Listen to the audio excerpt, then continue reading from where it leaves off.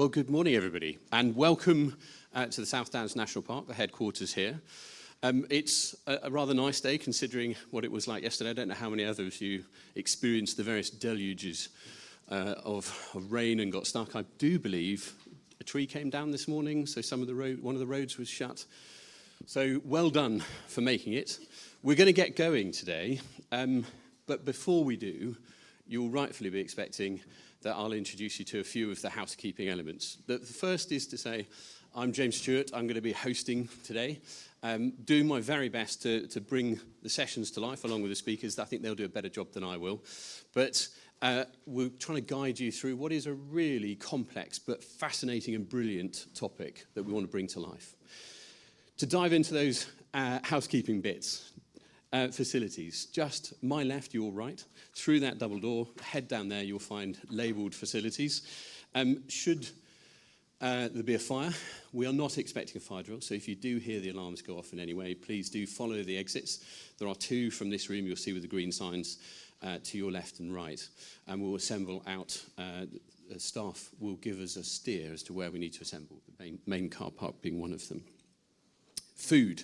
Now, food is going to be a brilliant thing today. I'm very excited. I'll tell you a bit more about lunch a little later on, but do have a look in your packs. The menu's in there, and it looks amazing. And it brings to life the values of the park, the values of what we're pursuing in the way that that's done. So there is a whole story behind that, and we'll touch on that a little later on. Should you need help, there are various people around today to shout. Whatever that query or bit of help might be, do grab the team. You'll see many of them in the green tops. But if in doubt, just please ask. And that takes us to another part, which is about questions. Today, we're going to prompt thought. We are not giving you the definitive answer to everything. This is a massive set of topics. Please do think on questions. Please do jot them down. First couple of sessions, we won't be taking questions from the audience. We'll be prompting that thought and sharing ideas with you. But as we get into the afternoon, we have got a Q&A. And we've got some amazing people speaking, so do save those questions up. I haven't quite got a prize for the hardest or the most complex question, but let's see what we can do.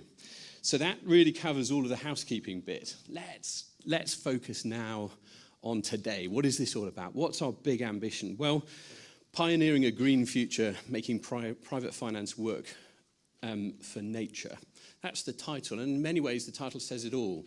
Pioneering. Why are we pioneering? Well, because there isn't a clear answer yet. There's a lot of work going on. And we're going to share quite a bit of that, or a fair bit of that, with you. But it is a new and undefined realm of activity. And as pioneers, and I'm inviting you all to join us on that journey and become a pioneer in this space, we need to learn from others. We need to learn quickly. We need to try. Be prepared to test and fail along the way, but be prepared to challenge the norms and see where we're heading. And hopefully today will help you with that. So we're here to try and inspire more pioneers to address some of your fears, perhaps. Because for some, this territory brings with it some topics which perhaps aren't as familiar or immediately cause you areas of concern. And we will touch on the phrase about greenwashing. We will touch on ethics later on to explore that for everybody. The ambition by the end of the day is to inspire and equip you with some more knowledge, some more information that you can take away and hopefully act. So, what to expect? Well, I've said a couple of times, this is a huge topic. We're going to prompt thought and ideas. Our speakers are going to try and bring that to the life along the way, and do have a look at the bios. I won't read them out word for word. Do have a read of them. It's in your pack. There are genuinely amazing people that I would encourage you to speak to. And that comes to my sort of final point before we start getting going. We've built this agenda to try and prompt that thought, but actually we've tried to make some spaces. So you'll see there are comfort breaks. Lunch is a decent amount of time, because actually what is as important to us is not just the content we present on the stage, but actually what you start to talk about, how you start to engage, how you start to hatch new ideas and find fellow pioneers that you're going to go off on this adventure and this journey with, because as we will start to explore, there's a huge need for this. So let's get going. And to do that, can I first welcome to the stage Tim Slaney, the Chief Executive of the South Downs National Park Authority, to welcome us and kick things off.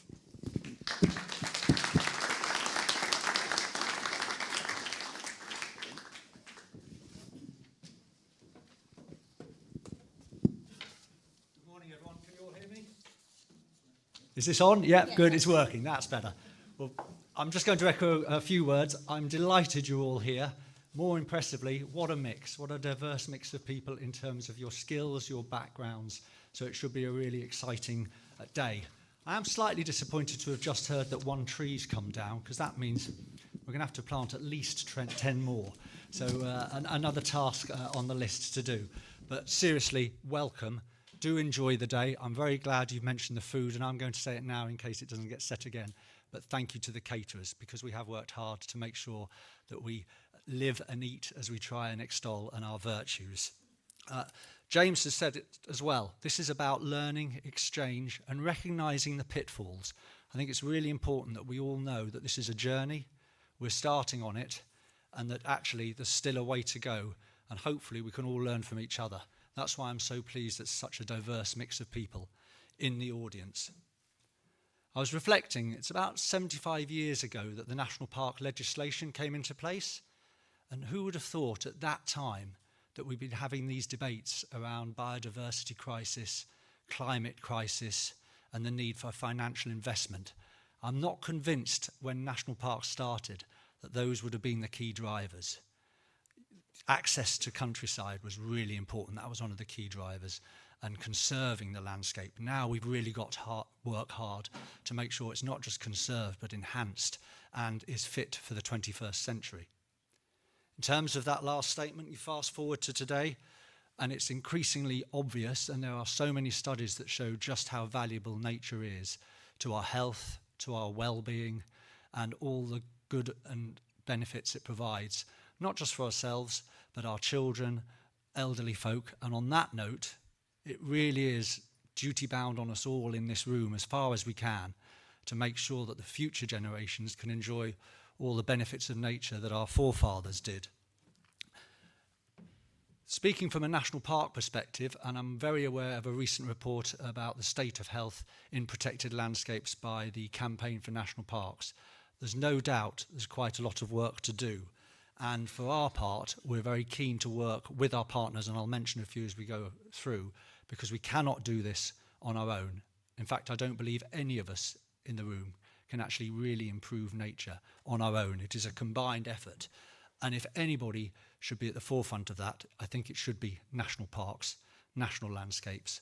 Government expects it of us. And I've talked about the benefits in terms of health and well-being. But I was looking up just the other day, the Office of National Statistics suggests that a healthy rural economy is worth around 45 billion a year. So this isn't small fry. This is important to UK PLC, if I can put it like that. So why are we all here? And James touched upon it, but I'm going to just briefly go over a few facts and figures. Look at the state of nature, and it really is worrying.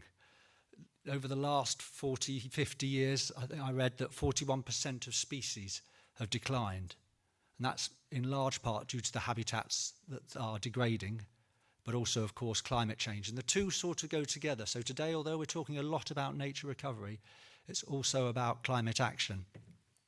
More recently, the State of Nature report suggested that about 10 years ago, 1 in 10 species was in danger of decline and going. Now it's 1 in 6. That's the wrong direction. We really do need to reverse that and make it a positive, not a negative story. You know, if our children, and I've mentioned them already, if they are to enjoy many of the things that you will not take for granted but appreciate, buzzards flying up in the sky,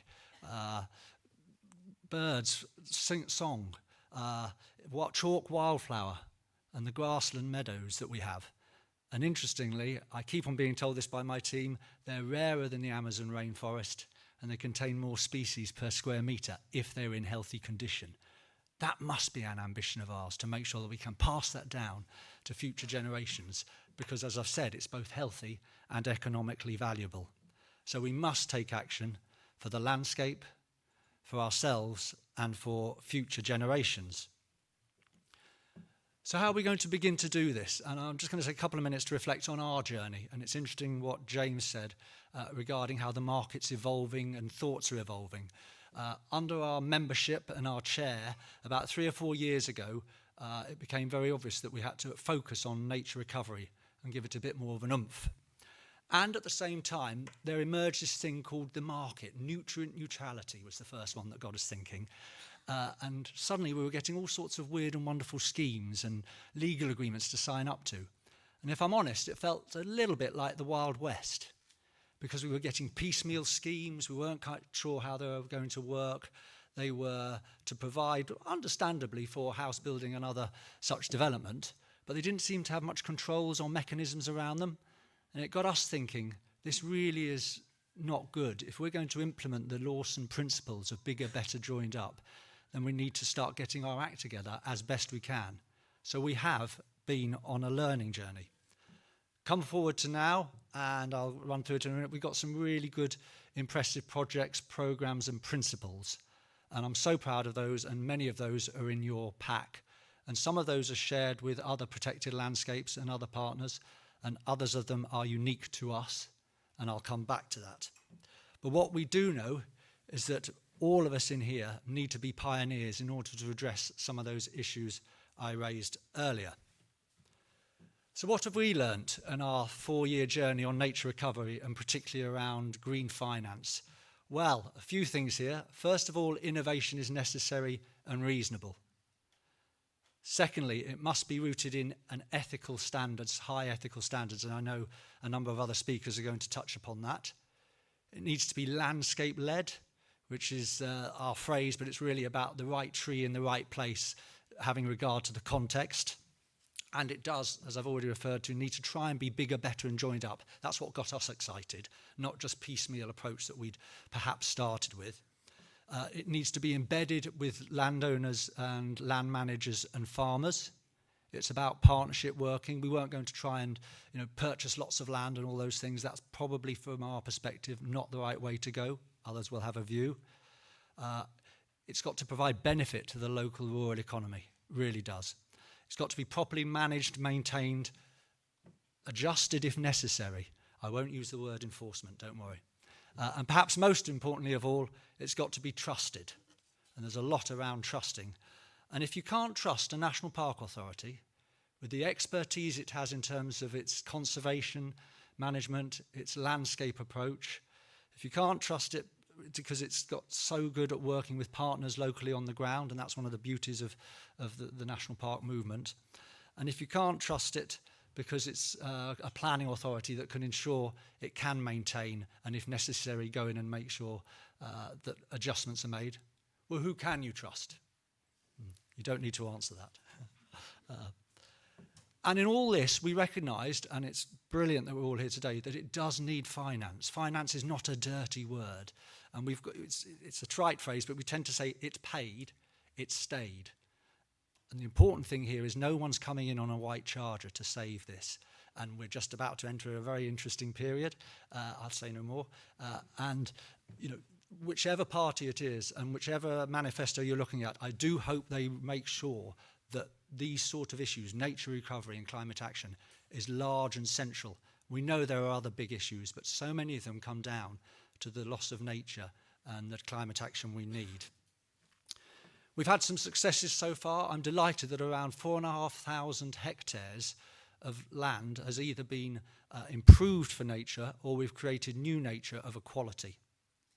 And that's an impressive figure. You read in your packs where we're aiming for, but it's good that we've got that far. Planted around 60,000 trees, 14 dew ponds, and water is such an important element to our national park here. 14 dew ponds have gone in, and that creates all sorts of other benefits. People come and visit them for the joy of seeing them, and then there's spin-offs in the rural economy. We have 360 active nature projects. That's a lot to manage. And this is out with, if you like, the Green Finance Programme. In terms of the Green Finance Programme, we've got around 500 hectares that are already being delivered, and some other speakers are going to talk about how we've gone on that journey. And I'm delighted to say that there's about 4,000 hectares that we're looking at in the future over the next 5 to 6 years. So this really is topical because it's coming to us. We've got an experienced body of people. We've put some real effort and resource into this, and I'd like to thank our members because they have recognised this is a good way to improve nature. They're an experienced team, and we've actually branched out, and we are assisting and helping other authorities and other bodies should they want it. We are working in partnership with Palladium on a woodland carbon platform. And I'm delighted to announce, this is a big announcement for us, that we're just setting off on a journey of voluntary biodiversity credits with Earthly, who I'm also pleased to hear. And this is a different move for us. This isn't about relying on compliance or assuming that somebody has to do something. This is about saying, look, there is some real value in investing in nature, and whether you're a small or large business, even an individual, we can help and assist if you feel that is appropriate. And of course, it does play into corporate social responsibility as well. So please, I would love it if you could plug that as much as possible, because it's an exciting way of going forward. And the real beauty of it is it's based on the BNG principles. So it's not trying to reinvent the wheel. It's saying, okay, there's a system that works for the compliance market. How can we introduce that to other folk who might feel that they want to invest as well? So I've given you a quick overview. That's some hope, as well as the matters we need to address. But there are risks, and we need to navigate those. You mentioned greenwashing. We're very conscious of the mitigation hierarchy, and that ideally you should be addressing the issues at source rather than offsetting somewhere else. So there's some tensions there. There are other tensions. How ethical is it to work with certain companies? Where would we draw the line? These are all things we need to tease out and work together with. But biodiversity restorations and climate action through green finance, in partnership with the landowners, the farmers, and others, is a real game changer, and we do need to do it. And I would stress this isn't about diminishing food production. I really do believe the two go hand in hand. We are seeing more and more landowners and farmers saying, oh, this is interesting. On our marginal land, we think we can really help. But we do know there are food security issues. How can we work with you, and how can you help us to ensure that we are introducing nature in the right way? And really, this is just going back. I was looking at an old document on farming. Farmers, landowners have always been the guardians, the custodians of the countryside. And until relatively recently, that was nature and production, food production, hand in hand. I hope and I think we're beginning to go back there. I'm hoping today is relaxed, as James has said. We've got lots of questions later, and it should be, to a degree, challenging. I often talk to my colleagues, and I talk about competency, consistency, and a degree of challenge. And I think that's very apt for today's discussions. And we're making sure there is time for that. We have got an amazing set of speakers. I'm so delighted. I'm also really pleased that they cover different aspects, whether it's private sector, public sector, NGOs, and that's what makes for a good and interesting debate. If we don't do this, no one is. I don't believe there is going to be huge funds coming in for nature recovery. So we have to be clever and find ways of how to do that. We are trying to do that. We're working with yourselves. Many of you are doing it in any case. And I think that's the way forward, working together. That's enough from me. You've probably seen that we were going to have Lord Benyon here. Unfortunately, he can't make it. As is the way with nature recovery and some programmes, sometimes things don't quite go to plan. So I do apologise that he's not here.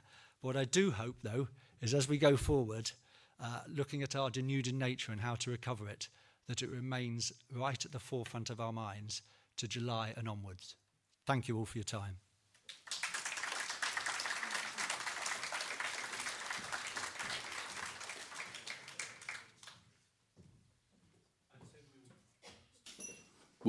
There we go. We'll head off on the next step of our adventure. But Lord Benyon did send his apologies, but events, I think, is the phrase, isn't it? And on this occasion, I think it's probably a fairly good excuse, it's fair to say. We may touch on that perhaps under questions, because of course we're leading into a period where there is a notable opportunity, I'd say, for everybody to think about how you might engage with, how you might influence those who will assume power in a few weeks' time. Two quick things, if I may, just before we go, prompted by what Tim was sharing. The first is, I suppose, the role of national parks. Now, I had the privilege of chairing, or in fact what we called it was a convener, of Loch Lomond and Trossachs National Park. You wouldn't pick it up from the accent. I sound like I'm probably more from here than I do from up north. But what I very quickly learned was that word authority at the end of the title wasn't hugely relevant. There were a handful of things that a national park was actually authoritative about. But in practice, the role and function, and I particularly enjoyed the title of convener, was that convening power, was figuring out how to reach across a landscape, how to understand the different drivers and pressures of all of those who are party to it and figure out how to pull it together.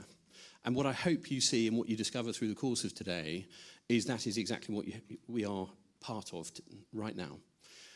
Dwell for a moment on the talents of the people sat next to you, in the row behind you, the rows in front of you. Think about what level of influence they have, what decisions they could make. And this, for me, is a different audience to many I've been party to before. Often it's been a very homogenous group, all from ENGOs, all from one particular thing, all trying to explore the topic from one particular lens. And that has relevance, absolutely. But the beauty of this group is actually, if we get the right combination of partners from across this thing, we could actually dream up a project here today. Now, that might not quite happen, but the great challenge is for all of you to think about how might we do that as quickly as possible. What could we do? Because the right ingredients are already in this room, right here, right now. So that's what I wanted you to reflect on, the power of this room. There's going to be some extra knowledge, perhaps shared and experience from the stage, but the room itself is where we could change and we could drive action pretty quickly. So we talked about an adventure. Let's get on with that adventure. And for any adventure, you want some guides. You want people to take you on your pioneering. And the first of our guides, and it gives me great pleasure to introduce and welcome to the stage our first of those guides, Professor David Hill, Chairman and Founding Director of Environment Bank. David.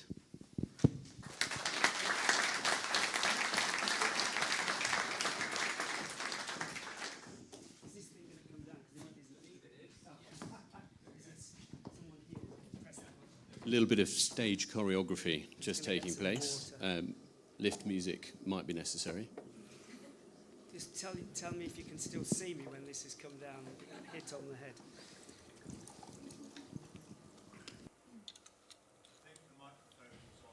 Oh, is it okay now? Might just move it a little bit. Okay, great. Get my glasses on so I can see everything. So, right, we're off, I think. It's a real pleasure to be here. And last night I stayed in a local hotel and there was a nightingale singing in the garden. So, all good. Even better if I can get this iPad to work. So, I'm going to start this by saying, I often say, I'm sorry, I'm an ecologist. I am an ecologist. I don't do finance, although people think I'm some sort of whizzo financier. I am not. I can tell you that, and my bank account probably goes to show for that. But anyway, but I'm going to talk here about biodiversity net gain and environmental markets for nature restoration in the UK. And I think both Tim and James mentioned something which is really close to my heart, that actually one of the real values of BNG is that it will leave a legacy for how to actually crowd in finance for nature restoration. And that's what's at the heart of, that's my passion, really. So I like factoids or statistics. And, sorry, I need to move this on, don't I? I'm going to be out of sync. Multitasking is not my forte. So I just wanted to really reflect, because I just read those sort of times when you read a book and you think, actually, these facts are really interesting. So I captured them in here.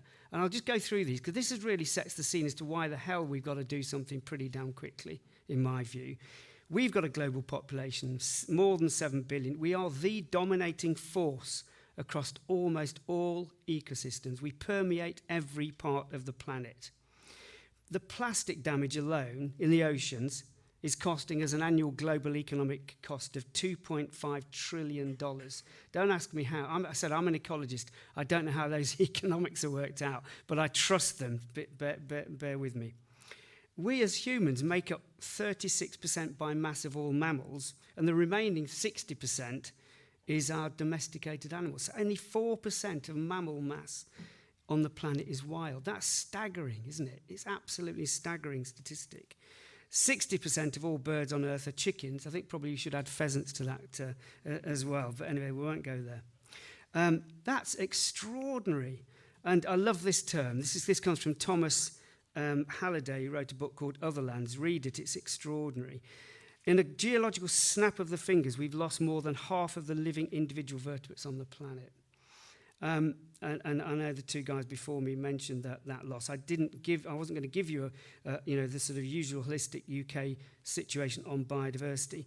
But the next two things are scary as hell, in my view. Greenland is losing 30 million tons of ice per hour. And if you want to see the detail on this, Google Al Gore's presentation in April 2024 to the Generation Client Conference. Extraordinary.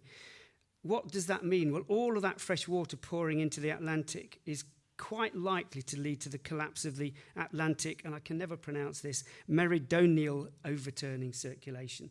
Now, that sounds a really big set of words for something that basically means we're all screwed. And the last time that this happened, by the Great Lakes freezing and being thawed, led to Western Europe sinking into a ice age for 1,000 years. And then we're interested in migration, aren't we, and the terrible problems that we foresee in the world by boats coming into the UK. More problematic for the poor people that are on them, of course. But climate change means that number is likely to be around 3 billion across a very large swathe of the central equatorial regions, plus or minus a fair latitude, by 2070. That's in 40 years' time. That is incredible, really. So, biodiversity net gain, is that going to save us? Of course it isn't, but it is actually going to give us the start of something, a complete philosophical change in how we look at nature and natural capital. And I have to say that when I started this journey in 2006, I wrote an article actually called, I can't remember what it's called, but it talked about how we should be getting gains for nature from development. I'd spent 15 or 20 years designing, and sorry for many of you who've heard this before, designing schemes for developments, for mitigation, to get these developments planning permitted. And realised after that length of time it was pretty much a waste of time. And it's pretty hard to say in your career that you spent 15 years pretty much doing stuff that wasn't really going to deliver anything of any use. But that was the situation. So in 2004, I was in a conference with 400 ecologists from the Chartered Institute of Ecology and Environmental Management. In fact, it wasn't chartered then. And I said, can you put your hands up, everyone who can take me to a development scheme where you've designed the mitigation, where it has worked and it's all gone hunky-dory, thank you very much. And there was stunned silence. And nobody could actually stand up and say, oh, my scheme's worked.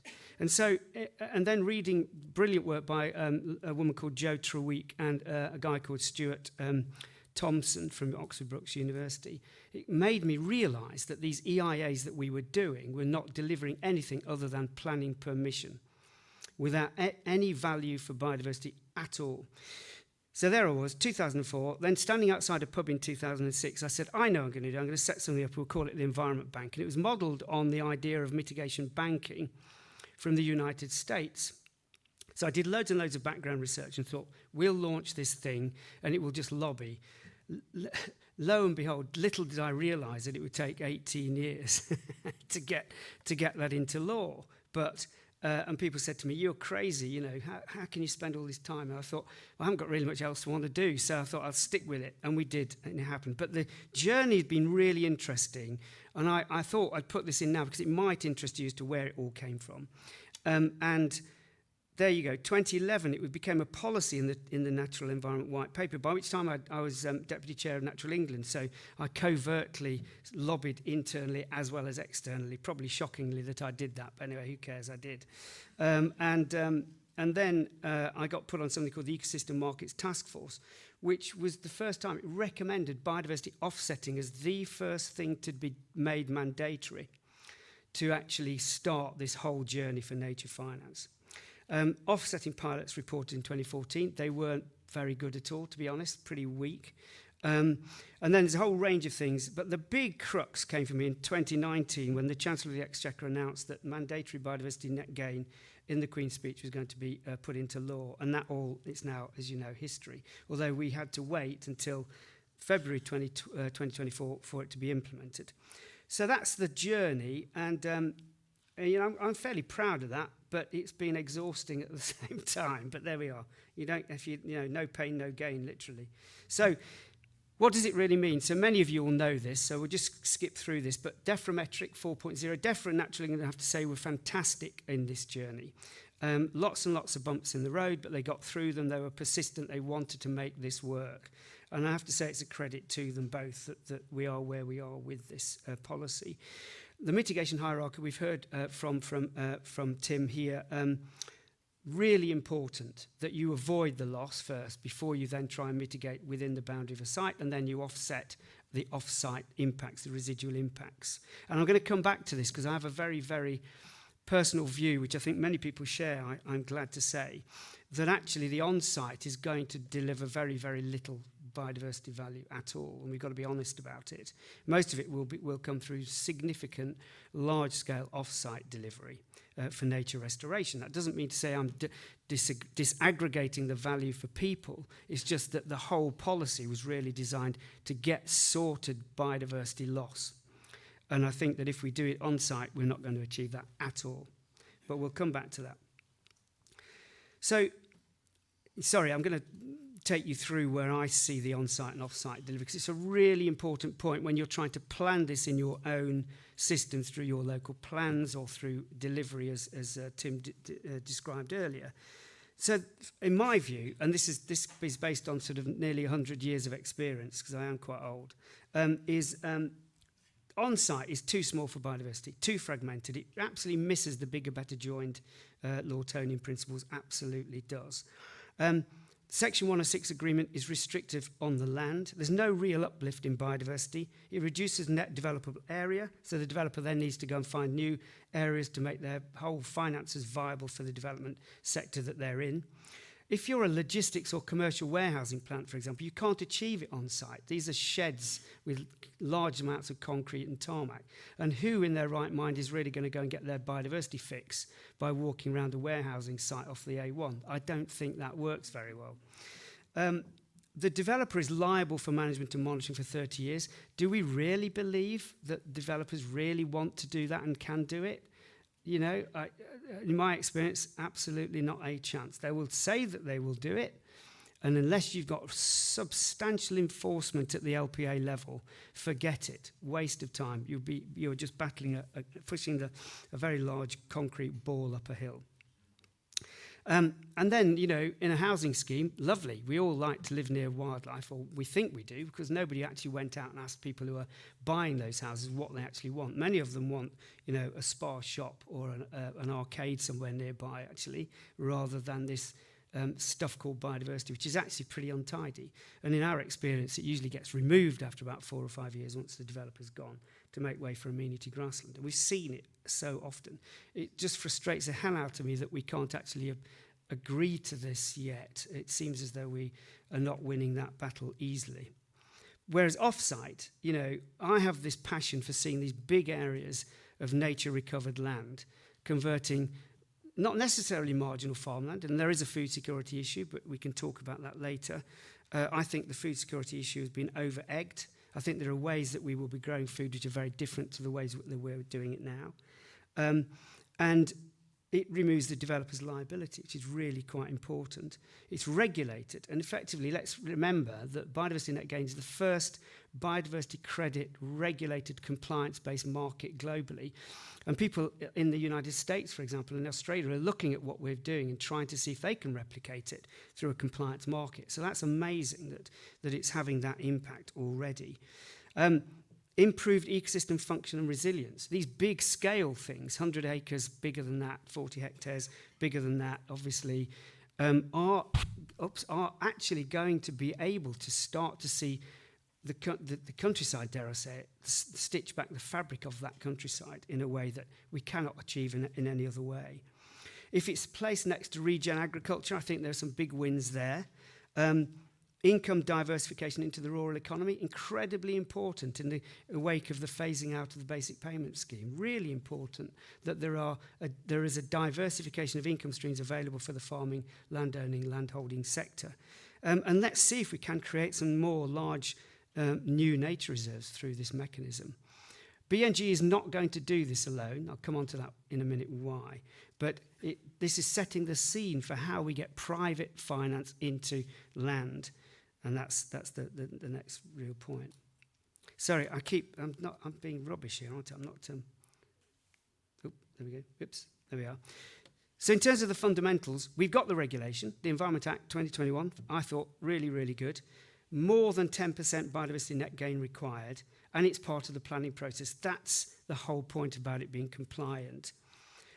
The product is we need validated biodiversity unit uplift. We use the defrometric for that, which in all intents and purposes is 95% good for purpose. It's a very good model, and I'm really delighted what Tim said, that this voluntary biodiversity credit market can be based on that, because I'll come on to that in a minute. And the asset that we are creating in Environment Bank is these large-scale habitat banks, maintained for 30 years. So where you've got people bringing forward land, you really have got to see that they've got the financial backing to make that work. Locked down before they actually even start selling the units. Because what you can guarantee is that after 2 or 3 years, someone says, buy my credits. But in 2 or 3 years, it could fall off a cliff face if there's no money to make sure that gets delivered. So I'm working as part of a US-UK based team that we set up to look at integrity of biodiversity units or biodiversity credits, and we're going to come up with the criteria that you need to see. I think Tim touched on some of those already in his presentation. Biodiversity created and managed. So we actually put the money in as Environment Bank up front to do all the capital works, and then we pay the landowner for that management for the 30-year period. The purchaser, they're the developers who need to deliver their BNG as part of planning through their biodiversity gain plan. A good methodology there so that they can actually demonstrate to the planning authority what they're going to do, and it's critical that the planning authority really does pin them down and to deliver that. And then it outsources the risk, and I don't think there's a problem with that. If it's outsourced to an organisation that really know what they're doing, that they're full of ecologists that know how to do it. And then in the terms of maintenance, under a Section 106 or a conservation covenant, maintained by the landowner to, in our case, our specification. But of course, there are multitude of providers out there now coming forward. So it's actually created this very dynamic market situation, which is good. I mean, it's quite good to see. I'm going to just concentrate a little bit on what our habitat banks do, called for off-site compensation. And these are really effectively landscape scale. Thank you. These are effectively landscape scale habitat restoration projects, sited in the best place. So we sometimes find that people want to bring forward land. We've had about 800 or 900 people register land with us, but actually it's very difficult to make sure not difficult to make sure, it's difficult to say to people, actually we need land that's in this sort of situation so that you get bigger bangs for your bucks. When I mentioned adjacent to regenerative agriculture sites, that in its own right will give you a big uplift tick. So you take somewhere like Wild Ken Hill, for example. If you were to do a habitat bank there or near there, you're going to benefit from that fantastic uplift that those guys are creating. And that's what a fantastic project that is. And there are many more of those coming online. We're very close, of course, to the father of that, to father and mother, let's say, careful about being PC about it, with Charlie and Izzy down the road at NEP. So really good work being done there. Forward funding, really important. Annual reporting and monitoring is critical because you need that not done by a developer. You need it done by a third party. And then auditable and legally compliant, removing the liability for those. That's great. Okay, that's done. So habitat bank in our view is we do woodlands, wood meadows, wetlands, species-rich grassland, woodland, scrub, grassland, mosaics. That one there, the fifth one is the one that gives you the biggest bangs for bucks because of all the ecotones, the edge habitats that you create alongside it. And we've got one site potentially up to 500 hectares, but the average is around 40. Our smallest is around 20. And they are, as I say, fully funded, uplift the value that you can measure, and then transition that to a sale to the developer who requires them. And that is it's basically in the transactional space. And that's where you get it to work, and it can work well. And we're just starting now to see an escalation in purchasing. You know, it's starting to happen, certainly for BNG, because of the compliance. And interestingly, the developers have said, oh, you know, don't worry about it, we'll lose it on site, we'll lose it on site. And then when you actually have the conversation in detail about what does that mean, they go, yeah, right, okay, not good. Let's talk about, can you provide something in our region? And if you do it, and collectively you can sell multiple units to multiple developers, you then can create this big thing. And when I started the Environment Bank, I thought, I'm going to buy land and do it that way. That was a really disastrous idea, because land very rarely comes up on the market. And if it does, it's always in the wrong place. So you couldn't win that one. So we transitioned and started to broker deals. And that was quite difficult as well. And one of the reasons was that developers just wanted one site for 2 units that would offset their or compensate for their development. And that doesn't work out either, because you just end up with too much administration cost. So a couple of quick examples. This is the site. You'll see these are almost like the Blue Peter. Here's one I prepared earlier. This is a site in Manchester. It doesn't look anything like this at the moment. It's fairly bare and grotty. But it's a 49-hectare area connected to the West Pennine Moors SSSI. And it's a lowland meadow, natural grassland, mixed scrub, broadleaf woodland with ponds and lowland fen. And it will look like that picture when it's actually in place. And we're creating that now as we speak. And another one, and this is one, it's quite convenient because it's in the centre of England at Milton Keynes, but it's the most freezing cold place I've ever been to. And when I took a group of Japanese policy folk from the Japanese government there, and we stood in that bare field. You can see the bare field on the top, on the right, upper right. And I just thought, this isn't going very well.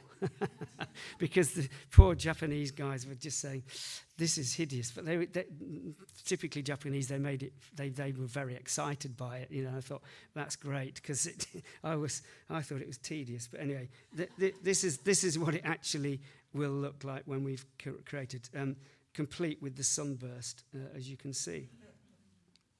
And that one, 38 hectares. So these are sort of the average size. And I think that on their own, of course, you know, this isn't going to change the world.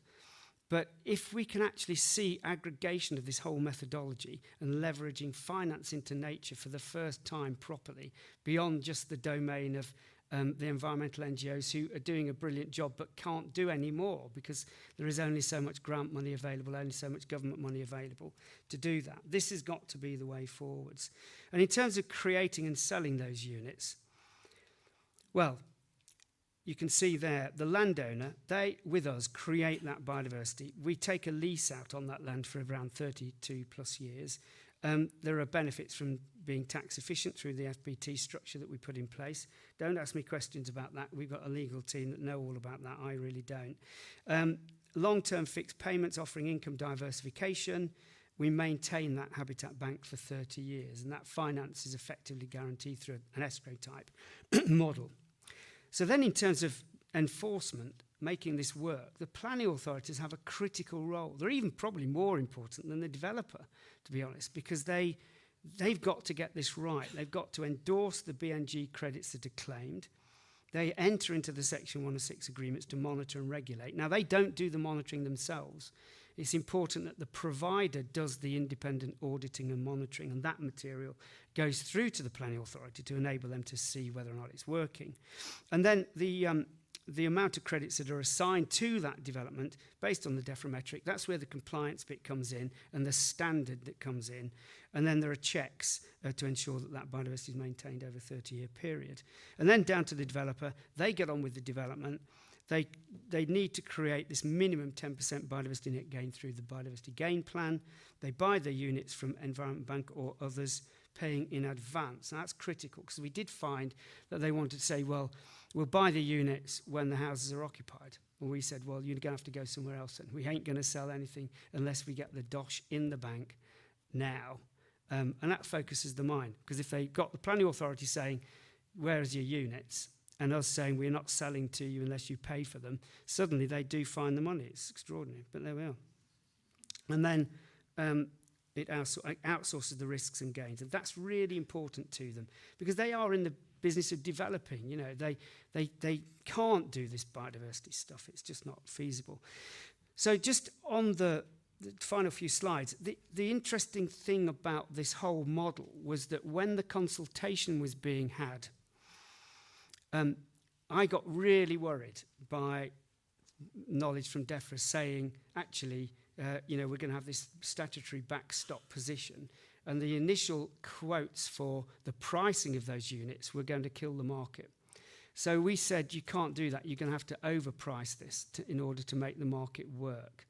And they did. I'm not sure whether they listened to me, but they certainly listened to us or me or some folk, because they came in with these effective natural England prices, which are realistic, but also high. So it disenfranchises developers just picking up the phone to their planning consultant saying, hey, go and buy these damn units from government. Let's be done with it. It's a lot easier.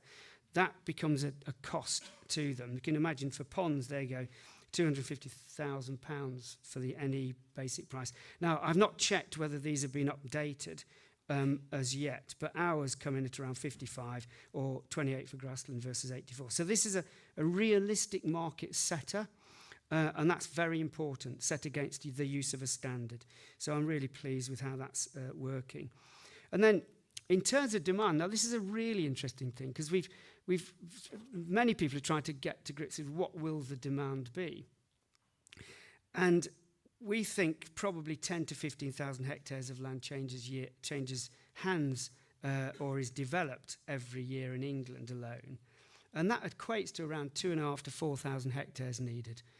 So the interesting question is, if say 3,000 hectares is the demand, and we're going to produce, I don't know, we're doing 8,000 over the next few years, that isn't a big amount of land. It's a very small amount of land.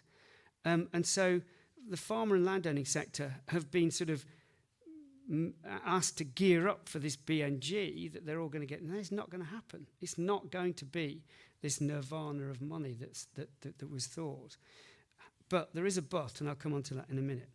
So this just gives you the demonstration of where we were last May. I have not been able to update this map, but it's fairly similar. We've covered out some of that hashed area. The projected coverage is now yellow. So we can cover quite a large area, and we've got, I think, 23 habitat banks completed or in the process of being created and completed, and then another 30 or so in legals. So, and the biggest challenge for us actually was getting things through legals, because we didn't realise how long rural solicitors would take to actually advise the farmers and landowners. We thought 16 weeks. Well, I didn't. I thought it was going to take a lot longer, but our investors thought 16 weeks. I thought more like a year, and it's coming out around 9 months to a year. So that can hit your cash flow. So this is really quite an important issue. But yes, generating perhaps that 8,000 hectares, $1 billion of revenue by 2026. I would put 2028 on that now. It's a bit of a longer burn than we thought, and that's why, you know, having that investment has been pretty critical. So then in terms of the legacy of BNG, I don't think BNG itself is going to be a game changer for nature restoration per se, not at 3,000 hectares a year. But what it has done has set the framework and the mindset for people to, like Tim and James's work, to bring in the voluntary biodiversity credit market.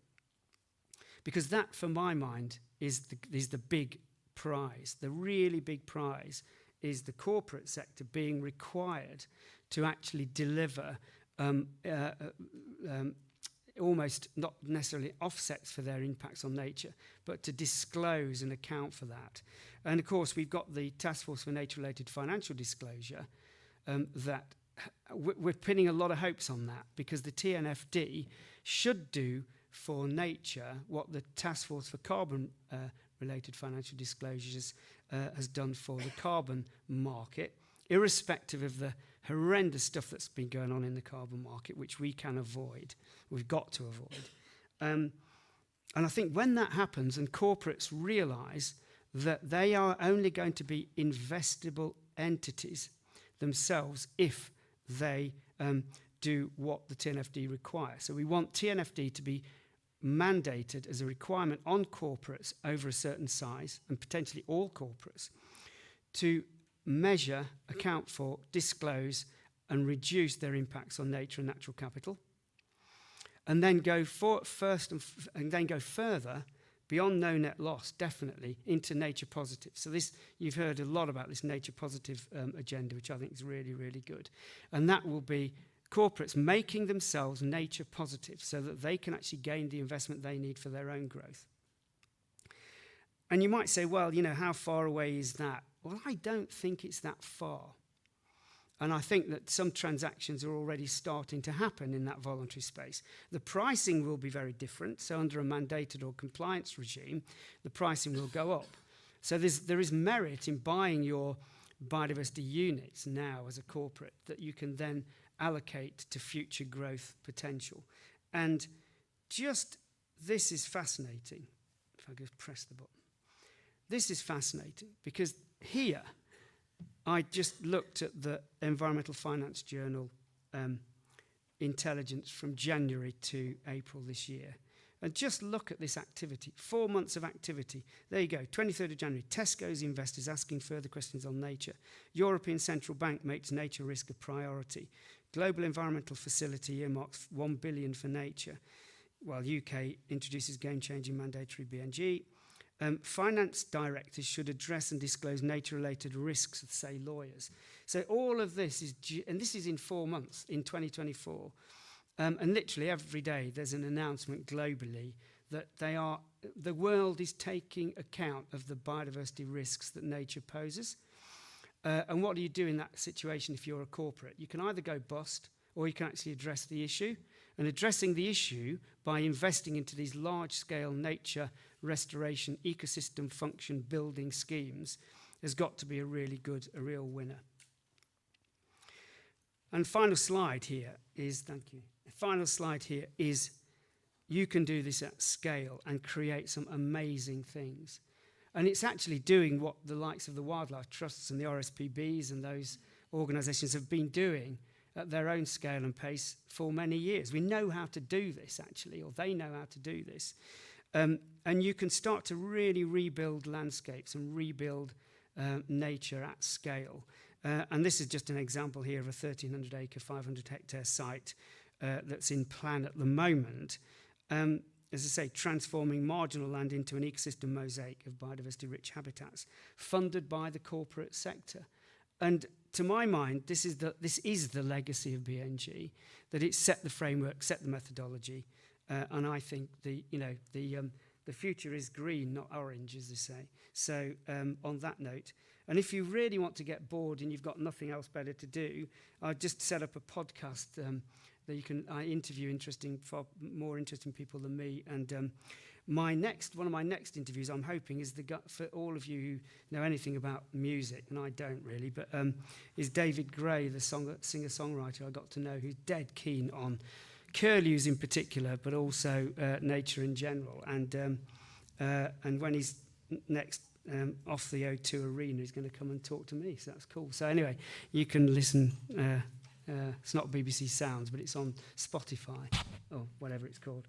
And thank you very much for listening. It's a really exciting moment, this, and just delighted to be invited to give you my individual little perspective on where I think it's all going. Thank you. Yeah.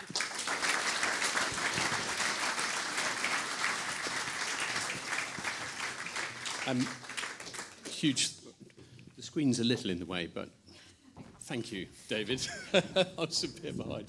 Very fab. Don't leave the screen down. It's all good. How are your heads feeling? There's a lot in there, isn't there? Now, we deliberately put that up front because we wanted to walk end to end through one of the ways to explore this. And it immediately gives you an insight to the complexity. And we need each other to figure our way through that complexity, that is for sure. And we need some other guides to help us along that way. The other thing that was touched on in the latter part of that is now's the time. Might have taken 18 years for that particular journey, and I must say getting law changed in 18 years seems remarkably quick by comparison to many things. But we're at a point in time now where actually the mood music has shifted. The zeitgeist is in a different place. How do we grab it? How do we move that much further? So we're going to add another layer to your thinking, and it's my great pleasure to invite Helen Avery. Helen is the Director of Nature Programmes and the GFI Hive for the Green Finance Institute, and she's going to bring to life another layer. So welcome to the stage.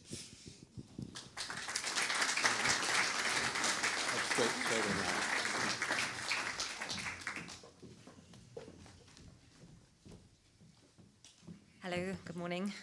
I seem to have brought everything with me. I was just thinking this is not as bad as when I go on holiday. You can imagine how much I bring with me then, but I've got everything here, just in case I can't see, which I can see. So thanks so much for having me and inviting me this morning. I'm really excited to spend the day here, and I know there's so many interesting talks. So I thought I'd do something a little bit different and talk about economic prosperity and natural capital, and actually then move into sort of system change thinking. So I'm going to be a little counter to what we've heard so far, in that I actually think we're not moving fast enough. Well, I think we all agree we're not moving fast enough, but I actually think we've got some blockers at the moment that collectively we need to work on that maybe we're not thinking about. So I thought we'd talk about them today.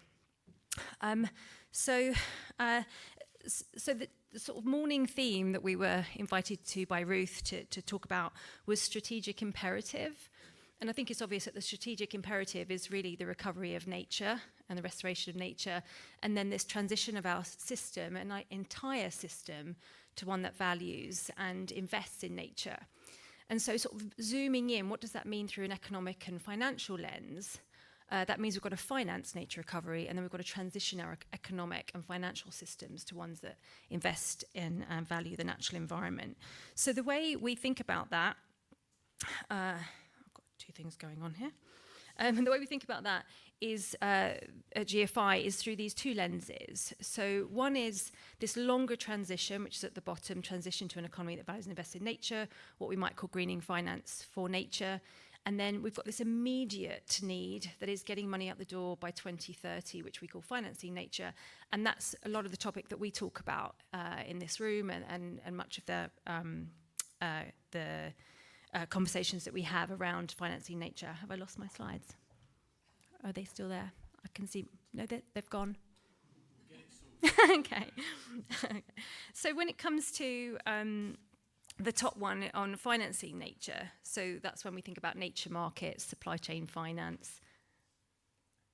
I'll just carry on talking. And supply chain finance. One of the there's a lot of challenges with it. We sort of ask ourselves, well, which nature, which metrics, which standards, who's going to sell, who's buying, can you stack things? Probably you should be able to stack things. Who matches those and who finances it? So these are the sort of things I thought we'd be talking about today, so I'm not going to touch on them. I think there's a lot there, but when it comes to financing nature and this first leg, if you will, I do think there's a lot of momentum, and there's stuff, there we go, we're back. There is stuff moving forward, and that's because we've had a lot of political will, and we've had a lot of will from land managers and farmers increasingly. So we're sort of moving along there. When it comes to the bottom one, transition to an economy that values and invests in nature, less political will. And actually the sticking point in this bottom one, which is really what we need to see, and this is a theory of change, but I don't know if it's the right one, is that we start getting companies to disclose on their risks and what their impacts are on nature, and then they'll look to, okay, how can I improve? How can I mitigate those risks? How can I reduce my impact on nature? Then they'll start investing, we'll have taxonomies, and then you see it, nature within the realm of pension funds, and that is a long trajectory. But in that particular one, the challenge is getting companies to move. And the interesting thing is, in the first one, is getting companies to move, because what we're seeing is an incredible supply in the UK now. You know, back 4 years ago, everyone was saying there's no pipeline, it's the pipeline that's the problem. We now have pipeline. You're all here, there's amazing things being done, but what's happening is we don't have companies to buy anything. And the reason is because there is absolutely zero demand driver.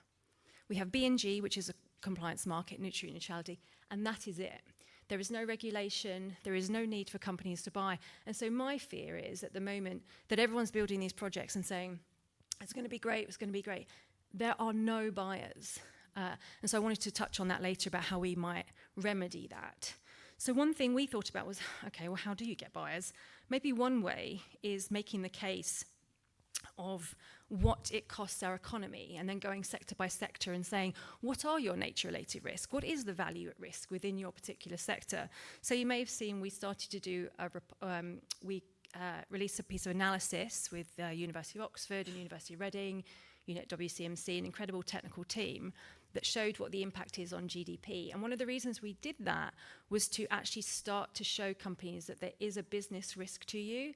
And then more importantly, we wanted to show what the impact was on financial stability, because we wanted the central bank to move. And if the central bank moves, then the financial institutions moves, and then they demand companies to start reporting on risk. And that way we get them to start investing in nature.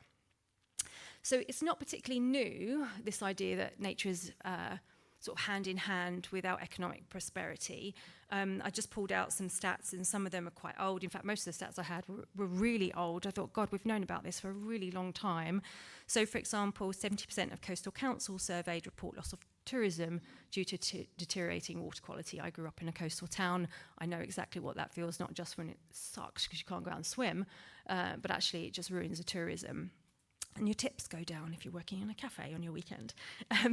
Air pollution, 40,000 deaths a year are linked to air pollution, and yet the majority of London's mayoral candidates were pushing to abolish ULEZ, which is just baffling to me. Soil health, we've quantified soil degradation. This is across England and Wales. This is from 2015. Back in 2015, we knew what the cost of soil degradation was. Water cooling shortages is something I think we don't think about, but actually it's one of our biggest risks. If you think about a nature-related risk, is the ability of our water supplies and the cooling of that water for our electricity utilities. And on it goes. So I think this is not particularly new, this idea that nature and economy go hand in hand. And it's a rhetoric we don't often hear politically. We hear about economic growth, especially in these periods of, when we're in an election cycle. We hear about job creation, economic growth. We hear about big industry. But we actually never hear about how you cannot have economic growth. You cannot decouple it from natural capital. And I think that's a rhetoric we need to start, or a narrative rather, that we need to start pushing more. I know we've got 6 weeks to do so. So this was the results of that analysis that I mentioned. So basically, we had, and I won't go into it because we don't have time, but we developed, or the technical team developed 3 scenarios that they tested on the macroeconomy. And this was a domestic scenario of nature degradation, so soil health decline, biodiversity loss, water quality. And then we tracked that, so you can see here that's the grey line, what that impact on the economy is. So already, by the end of this decade, it's about 3% loss to GDP from the baseline. And then we shocked it with a highly likely, it was the scientific community were heavily involved in this analysis, drought and wildfire in the UK, and you can see then that GDP drops to a loss of 6%. That's in line with the global financial crisis. Oh, I'm so sorry. The grey one. So the grey one is the one I'm tracking. That makes more sense.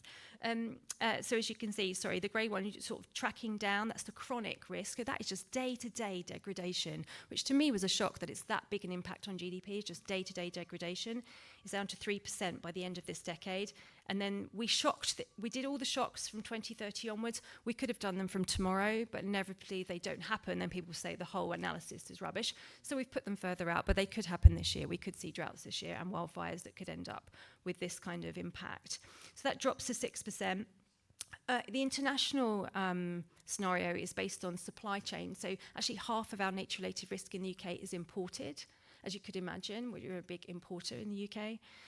So again, that chronic risk, if you're tracking the blue one, is already hitting GDP. I mean, we started this in 2023, but inevitably it's been happening before. So we're probably already having GDP lower than what we should be if we're looking after nature.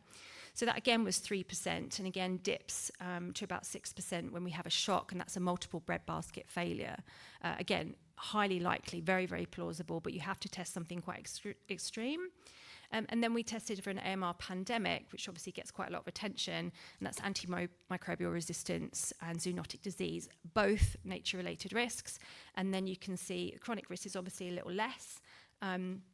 But that shock is more than 12% to GDP. That's more than the COVID pandemic. And that's because of antimicrobial resistance. It's quite hard, it becomes harder to recover from disease, but also we're likely to see much more nasty strains of zoonotic disease, sadly. So we did this piece of work, and we also looked at some of the impacts to what we could. There isn't much data out there of what it would look like for the finance sector. And I say the reason we did that was to actually show our central bank that this is a problem, that they're looking at climate risk when they should also be looking at nature risk. And we were very careful to make sure that these risks that we've tested in these scenarios are nature-borne and not climate-borne. And then we tested them compounded with nature, and invariably they double. So nature on its own is as big a risk as climate. So this is sort of our theory, that we put this out there and then things move, especially for sectors. So let me just move this on. So some of the sectors, you typically think of agriculture. Yeah, agriculture's got a big nature-related risk, and that's what will move. It doesn't get much traction in the UK because it's such a small part of our GDP. But what we actually found was these nature-related risks, due to sort of the biggest risks here, you can kind of see in the left-hand column, and you sort of track to where there's orange. Our biggest risks are water shortages. When it says climate regulation, that means nature's ability to regulate climate. And then others were something called the mediation of sensory impacts. Like, what the hell is that? That's actually the ability of nature to help us remain physically healthy and mentally healthy, which I think is just one of the parts of this report that we really need to start pulling out. We actually have proof now that what it impacts our economy due to nature degradation. So this is things like what air pollution does to us, what it does when you're in urban areas and you don't have access to green, what that does on your what that causes to your mental health. So it's such an important one, and what that results in for the economy, so which is why it hits services really hard, is job loss. Just the labour force goes down. And that's actually one of the biggest challenges we had. Buried within the report, we talk about the unemployment impact of nature degradation in the UK. So the sectors, it's not just agriculture, it's manufacturing, it's services, our biggest industries, because they have exposure to so much through their supply chains, and most of these involve food as well, and water, of course, especially in manufacturing. But also electricities and utilities, construction and transport and mining were all big sectors that are being impacted by nature-related risks that we're just not talking about. I was invited to talk about this report on a radio show, and the journalist, bless them, asked me if this meant that we should all take shorter showers. And I was like, yes, we should take shorter showers, but actually this means that our manufacturing sectors need to use less water. And as do all of our sectors, actually we risk having the lights go out because of water shortages. So we think it's very impactful, this piece of work, and we make recommendations. And I'll talk about some of the things we can do there. So nature risk reporting being mandated. TCFD, which is the Task Force on Climate-Related Financial Disclosures, it had its final report in 2022. Only 4% of companies report on all 11 disclosures. After all those years of TCFD, and it's considered our sort of biggest claim to fame through climate that we've got TCFD through, unless it's mandated, companies do not report. And the UK has mandated TCFD. What we want them to do is mandate TNFD now. The mood music on that is muted.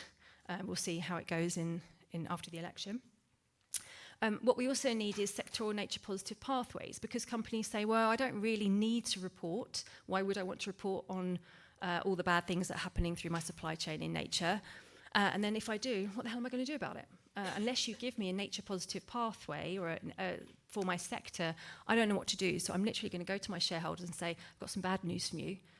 Throughout my supply chain, I've got all this incredible risk and there's nothing I can do about it. So we need this guidance for sectors. We've started on transition plans for climate, but again, not at all for nature. I think the sector that there is a part in the transition plans that has nature for climate, which is, as you'll all know, that's how people think about nature, is nature for climate instead of nature for nature. We need more compliance markets, or else we're just not going to get companies moving. And then we need really our central bank to move. Other central banks have moved, Bank of England has not, which is a shame given all the great work that Mark Carney did on climate, and now we have a central bank that's not moving on nature. We have worked with them throughout the analysis, but at the moment, again, that mood music is that there's no pressure on them. So for us, what does it mean? We need to pressure UK companies to report. We need to pressure the financial sector to report. The financial sector is actually willing to report because they see the risk that they could fall under. And we need to pressure our MPs to include nature within discussions of economic prosperity and growth. And one of the requests that I have to projects now when I meet them is you're selling credits, you're selling units. You can have power in creating change at a board level of companies. One, if you just invite those boards out to where you are, so we start to get this conversation up to a board level. There's some people doing incredible things in companies across the UK, but they don't work at board level or the CEO level, and they're having trouble getting the message of nature upwards. So we need to convince those at the top. So please invite board level people out from big companies to your sites, but also demand that they are early adopters of TNFD. And if they're not, they cannot buy your credits. And I know that's really hard because you want to raise money and you want to sell credits, and there aren't many early adopters in the UK. There are 50. There are just 50 companies in the UK, and only 16 are corporates who are likely to buy what you're selling. But I think unless we start to pressure companies, if our government's not pressuring companies, if our central bank is not pressuring companies, then the whole ambition of financing green, of mobilising nature finance for nature restoration is done, because there are no buyers. There's some CSR here and there, but there really is no push. So that's sort of my plea. And I thought I'd just end with, so I've been thinking, we did this report, and obviously you do a report and you think, you're going to change the world, fun report. And then you realise, no, you're not. And actually people have been pushing this agenda for years and years and years, and you're just another layer that hopefully gets a bit closer to where we want to go. But I've been really interested in what actually drives change. So I was looking at how did we get to the Paris Agreement in December 2015? And it was like the stars just aligned.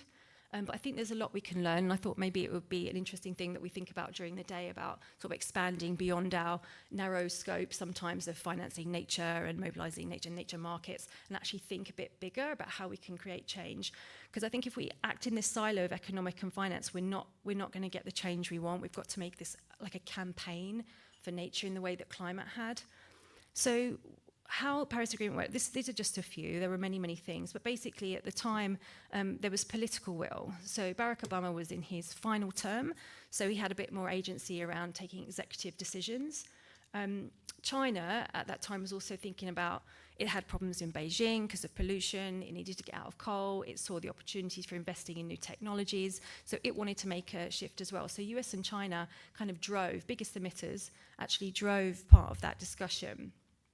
Also, in developing economies, the Philippines and the Marshall Islands really pushed for this idea of that developed economies should be paying developing economies. So that became part of that rhetoric that created this global movement and brought in developing economies. From the business perspective, and this is massively what we're lacking right now, was a CEO-led movement. You had Paul Polman, the head of Unilever. You had IKEA. You had amazing companies going out and saying, actually, what we need now is to push back against fossil fuel companies and actually create a change. I look around now and I don't see any of those leaders. I don't know about you. I mean, not in our corporate sector. So how can we actually inspire or elevate some people who are doing almost the right thing to actually get up and be the voices for us in the corporate sector? In terms of the sort of economic impact that supported at this time, so the price of solar fell, so that was very helpful.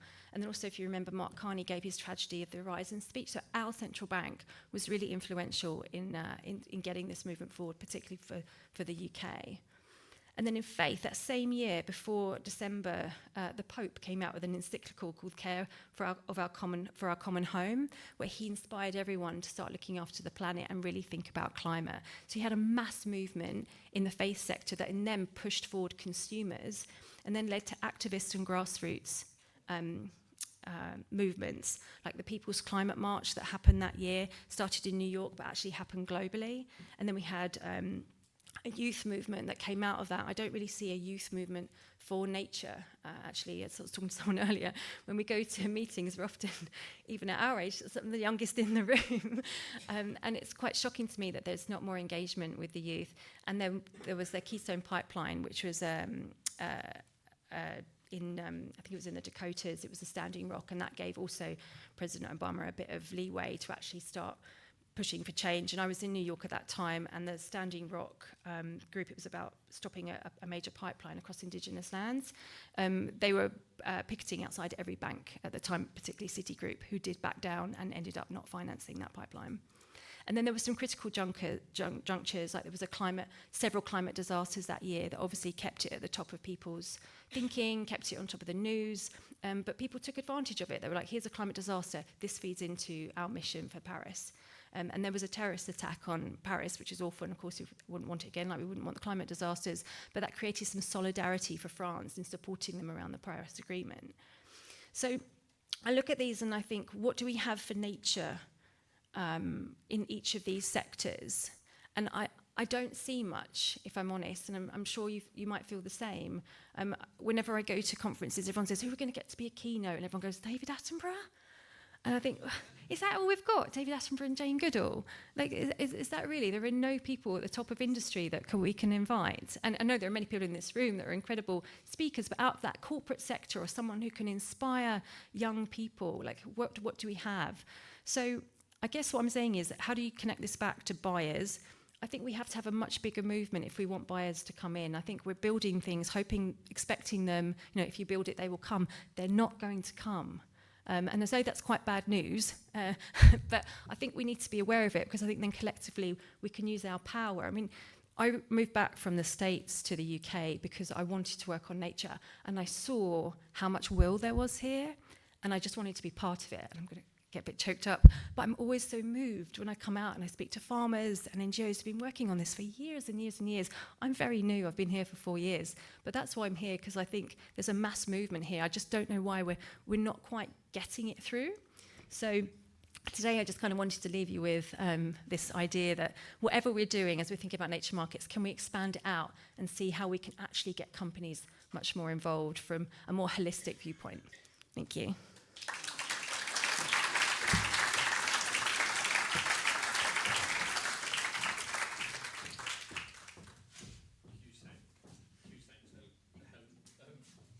This will work. There we go. Thank you ever so much. That was fabulous. We are going to break in a moment, but just ahead of that, a couple of thoughts to leave with you, if we can. And I'm going to pick up on the last point. Lots of things have nudged in the right direction, and climate might give an example of how you can get a critical mass to take a next step. Now, even in climate terms, we've got to take a few more steps, but in biodiversity terms, we're still way back at the beginning of that journey, and we need to try and find ways to accelerate that. And leadership is what often counts. It gives that focal point, it gives those platforms, those speakers. And I would challenge all of you, what can you do within your realm, your space, to provide that leadership? Build on what you're already doing already, how you take that on. But think of it at every level. National parks operate, and later on we're going to have a National Parks Partnership on one of the panels. They function at the UK level. They engage with Europark at the European level. There are ways and means, there are networks available to us to press the right things. What really helps accelerate those is authenticity. And what I mean by that is, I'm a consultant. I can talk about this all day. And some people will go, yeah, he's got a half-decent point. But in reality, I am not a landowner. I'm not a farmer. I'm not somebody who's living that change or that transition. I have got a little bit of skin in the game, but nowhere near as much as some of the people in this room. And if you can start to connect right the way through, from real examples where people have taken risk, all the way through, using every level and layer of that leadership and take it all the way, we can drive something utterly remarkable. That strategic imperative, as the phrase was there, it's there. We see it all day, every day. Yesterday, the report about how much extra rain we're getting. We're rainy anyway, but goodness me, do we need the extra bit we've just got? Absolutely not. It is causing substantial problems. There was flooding. Somebody died, sadly, in one of the other national parks just yesterday because of a landslide. That's the reality. The driver, the imperative is there. How do we respond? And don't think it's out of reach, because it's not. Because what happens at every single level, so that's principle standing on the shoulders of giants, every level offers the opportunity for something else extra and special to happen at the top. On that thought, please, we're going to break. We are going to take 20 minutes, so we will get a chance to have a cup of tea.